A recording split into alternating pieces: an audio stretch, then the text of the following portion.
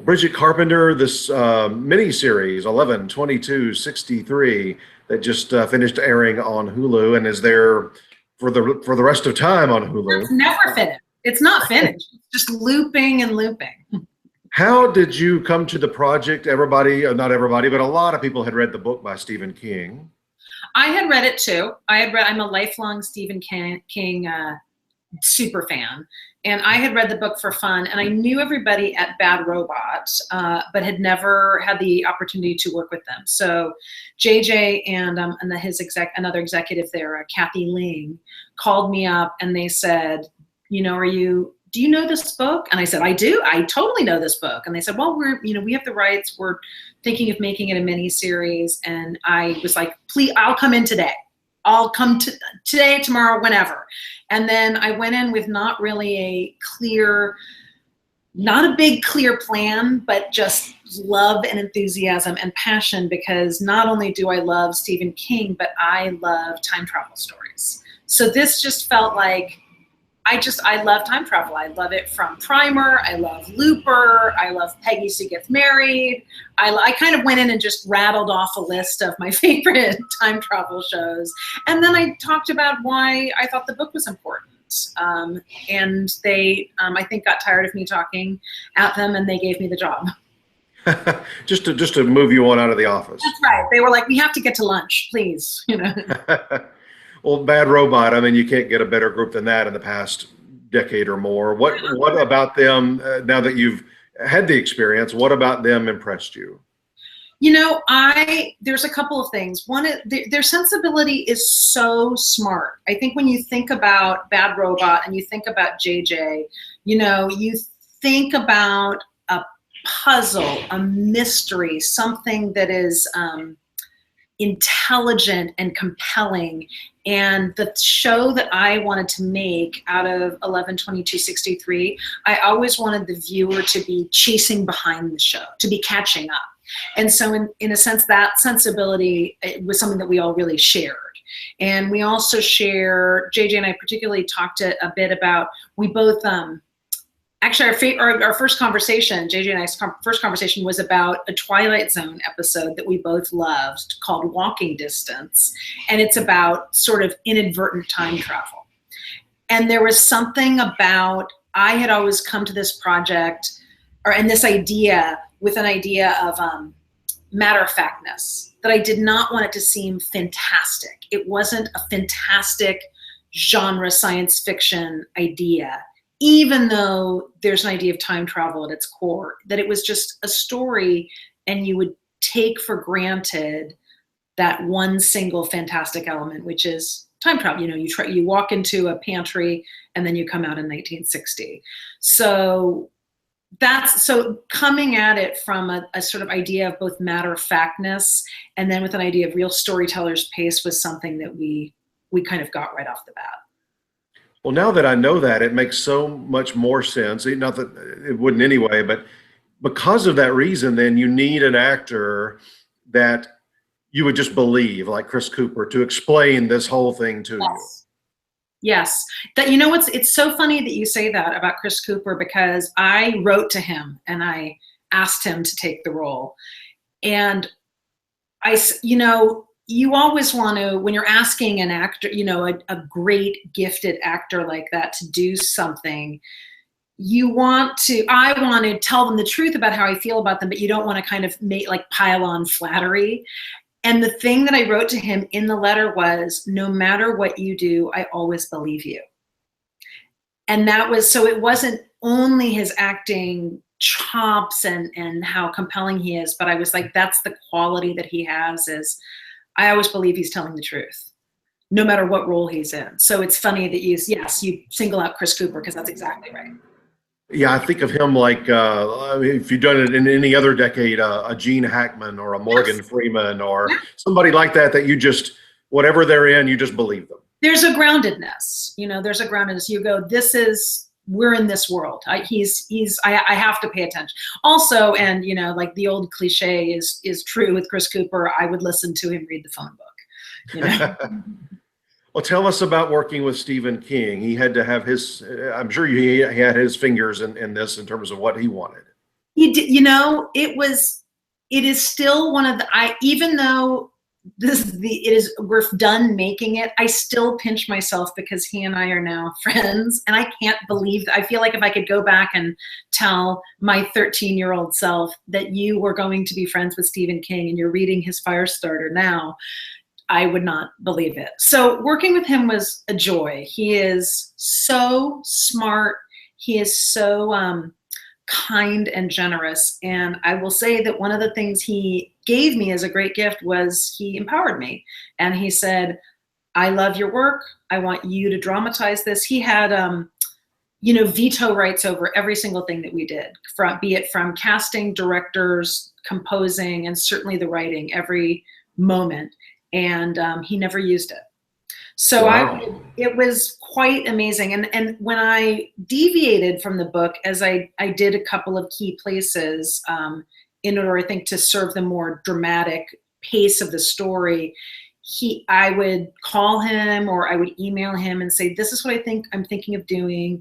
This is why, do I have your blessing? And had he said, you don't, I would have found another way. But he never did. Bless his heart. He's been down this road so many times. I don't think anybody's been adapted more than maybe William Shakespeare, other than Stephen King. I think that I think that's safe to agree with you. Now, James Franco, you also need a very believable lead, but who's also, charismatic and compelling and in the right age group, and he certainly fits that. Now, he's known, especially the last few years, he has a wide variety of interests. So how did you get him to stay in one place long enough to do this? Just to say, it's so funny that you asked that because his agents and his managers both called me and they said, it is so great that he's doing this. We know where he is. We got him for 6 months. So that was funny. James was such a coup for us, not just because of his undeniable charisma and emotional intelligence, but the truth is he is a teacher. And in his life, the world knows him as a global movie star, Oscar nominated, but he has an equal, if not more, larger passion for teaching. I think he teaches at least 3 colleges. He teaches filmmaking and he teaches writing.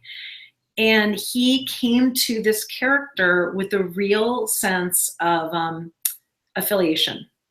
And so he loved the story. And I also think there was something that he had a real natural ease into, especially those teaching scenes, and especially like there was a kind of everyman quality that he believed in and I believed in, even though it's hard to buy. Overall, James Franco is everyman because he's easy on the eyes, but he does have a great just natural ease in the world that I thought he did wonderfully in this show. Yeah, there are moments, a wide variety of moments, but I mean, I love it when there are moments where he's smiling, where you can tell he's pleased or whatever. But then he can have the angry moments, the romantic moments. There's not too many people that have everything in their wheelhouse. I agree with you, and I felt like his emotional attachment to the story grew and deepened because we basically shot it chronologically, throughout. And he's also a really fine director, and he directed an episode. He directed episode 5. I was going to ask you about that. To me, that was one of the more interesting ones from a directing standpoint. It had some very interesting touches to it. Yes, yeah. Tom, is there anything in particular that stuck out for you, or because I was right by his side. It was really, really fun to work and collaborate with him. Yes and no. I remember when seeing his name at the beginning of that one. Oh, okay, this is James Franco, and there was something especially about. They're all blending together for me now, but there was something especially about the beginning in that one. I agree. The very opening segment of that episode. Yes. He did some wonderful nighttime shooting, and I will say that one of our favorite things that I was really impressed with him and proud of him for pulling off is there's a very tense sort of very tense and violent sort of kitchen scene with Johnny Clayton and with Sadie and himself. It's a kind of triangle. And he knew, I think he kind of like tapped into this. He knew of I'm a sucker for a really a nice long oneer. And he did a single shot that I think was in the neighborhood of about 4 minutes of a really tense standoff. And he just used a steady cam and had the camera work just circling them. And he and the actors rehearsed it for an hour or two in the morning with no camera crew. We kind of put it all together very tightly and then just did it. And I really think he pulled it off. I thought it was a really bold, fun, and sort of kind of great Stephen King in the Stephen King verse wheelhouse. Yeah, next Stephen King book that gets adapted, they may be giving James Franco a call. You know what? He would take that call. He probably enjoyed that working with him too. He loved it. In fact, he and I actually have been texting back and forth going, is there another Stephen King book that we could do? Really fun. Production design on this was amazing. I think that was one of my favorite elements, but you did not shoot in Texas, right? We did shoot in Texas, actually. Oh, you did? Okay. The bulk of the series was shot in and around Toronto, in some little towns outside of Toronto. Hamilton was a big place, Hamilton, Ontario. And our production designer, I have to just bow down to her, Carol Spear, who is, she's just a gift. She and her art department were so unbelievable and so meticulous in shooting. Period piece, it can be so onerous, and it really matters where you're going to turn your camera. You can't just go, oh, let's go down the street and shoot this there. Everybody's hair gets set on fire. So, but she and her team and myself and our directors were always ready, and just from the signage, every detail was meticulously researched. I mean, it was like one giant thesis project. I agree with you. I loved it. I'm so proud of it. And so then to answer your question, did we shoot in Dallas? We kind of collected everything that we wanted to do throughout the series and shot it all at the end in Dallas. So we recreated the assassination day. We actually shot in Memorial Auditorium, where Kennedy did make a campaign stop and did give a speech. And then we shot in Lee Harvey Oswald's actual old apartment. And I don't know whether we're the first to do it, but I think we might be one of the first to do it. We really used that street. It had changed not at all. That building we had to do nothing to. We stood in the same place where Lee Harvey Oswald stood to take his camera shot with the Carcano rifle that his wife took, the kind of famed photograph. We really researched and were fortunate enough to get access to those places, as well as, of course, Dealey Plaza and the Texas School Book Depository. So those exteriors, I should say. The interior, to go back and give Carol Spear credit, is the interior of that Texas School Book Depository, where they're running inside the building, that was recreated. So we're shooting the interiors in Toronto and then the exteriors in Dallas and Dealey Plaza. Well, thanks for telling us all that. We have so many viewers and readers of our site that love those inside, behind the scenes kind of stories. We felt so lucky. It was just sort of like, oh my God, this, I think it raised everybody's game. I think there's got to be a portion of Dallas people, though. It seems like every few weeks somebody's coming into Dealey Plaza to shoot something related back to that, and they're going, "Oh no, not another production." I don't think they say, "Oh no." I mean, the funny thing is that Dealey Plaza, there's something that's both really fascinating and a little disquieting about Dealey Plaza, because this event, this tragic murder, this incredible event in American history, has really been monetized. And there are people who are selling maps and who are selling conspiracy theories. And there's a shop over there where you can get a poster or a book about conspiracies. so there's something that's a kind of eerie quality to it. And then right next to it, you have the Texas School Book Depository, which is one of the most, has been transformed into, you know, basically an assassination museum. And it's one of the most elegantly and sort of nobly curated places that I have ever been. It's very neutral. It allows people to go and experience and research this event that happened right outside the doorstep quite beautifully.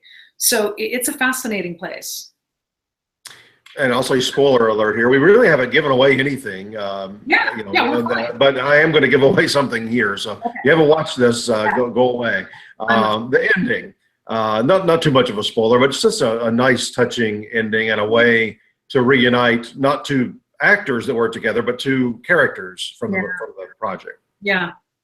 Yes. It was really heavenly. The woman, I'll tell you, the actress Constance Towers, who plays older Sadie, was so just beautiful, just a beautiful woman and a lifelong actress. I mean, she has 50 or 60 years in the business. I think, if I'm not mistaken, she was one of the leads in the movie Shock Corridor in the 1960s, you know, and it's like, here's somebody who had a life as an ingenue, and then, you know, kind of is a, you know, character actress by virtue of her age now. But I thought she really brought something incredible. And of course, James Franco was beautiful in that scene. I have to agree. Those dancing lessons that I made him take paid off. Thank goodness. You'll use those on another project. Yes, that's right. And now that not everybody, but now that people have seen it, you work so long on these things and think about them forever, and then you can't wait for people to see them. What's been the reaction? What have you heard from friends and family, especially? Well, you know, the reaction has been really extraordinary. I will say that Hulu and I were all so happy because it is they told me it was the biggest premiere that they have ever had. So very happy for everybody that I worked with. It was really emotional for me and my family, for my mom and my dad, because my dad is the person who gave me, you know, my first Stephen King novel to read when I was too young to read it.